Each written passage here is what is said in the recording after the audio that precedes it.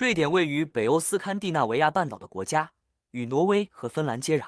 东临波罗的海和波底尼亚湾，面积为450295平方公里，是北欧最大的国家，首都为斯德哥尔摩。瑞典的地形多样，包括森林、湖泊、山脉和岛屿。北部地区主要由高耸的山脉、冰川遗迹和大片森林组成，而南部则是丘陵和肥沃的农田。瑞典有64%的国土由森林覆盖，可耕地比率约占7%。瑞典还拥有众多美丽的湖泊，其中维纳恩湖是该国第一大湖泊，也是全欧洲第3大湖。瑞典的人口大约为1010万人，人口密度相对较低，87%的人口居住在只占国土面积1.5%的城市里，是世界上人口自然增长率最低、平均寿命最长和老龄化程度最高的国家之一。瑞典由于北大西洋暖流的影响，大部分地区属于温带气候，总体上可划分为3种气候类型。温带海洋性气候位于瑞典南部和西海岸地区，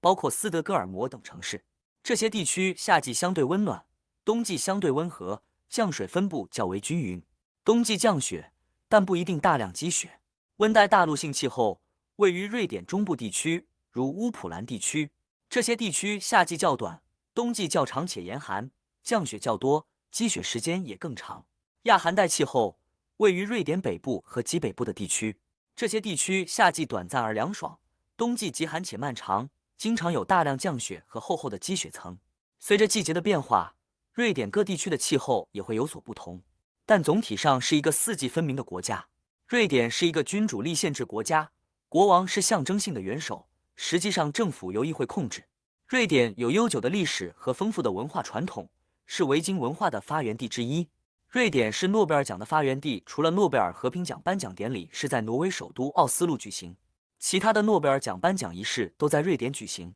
其中，斯德哥尔摩市政厅是诺贝尔奖颁发后的晚宴场地。自上世纪30年代开始，每年12月，这里都汇聚世界各地顶尖分子于此。斯德哥尔摩市政厅1911到1923年打造，一共花费了大约800万块红砖、1900万块马赛克瓷砖所构建的文艺复兴时期王宫建筑样式，属民族浪漫风格罗曼复兴式建物，包括2个大型广场、1个外庭园及1个室内大堂所，其中以蓝厅、花园 Boer Garden 2个方形为中心，内有一座斯堪的纳维亚地区最大型管风琴。瑞典饮食较简单，鱼、肉、马铃薯是最常见的。比较有名的美食包括瑞典肉丸、薄煎饼、发酵飞鱼等。瑞典是一个高度发达的国家，拥有高福利制度和高生活水准。主要的经济部门包括制造业、服务业和资讯技术。瑞典实施高个人所得税率政策，收取高额税收以实现福利保障的资金。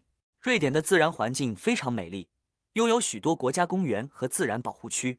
是一个绿色环保意识较强的国家，致力于可持续发展和保护环境。总体而言，瑞典以其独特的魅力吸引着来自世界各地的游客和移民，成为一个令人向往的旅行目的地和宜居之地。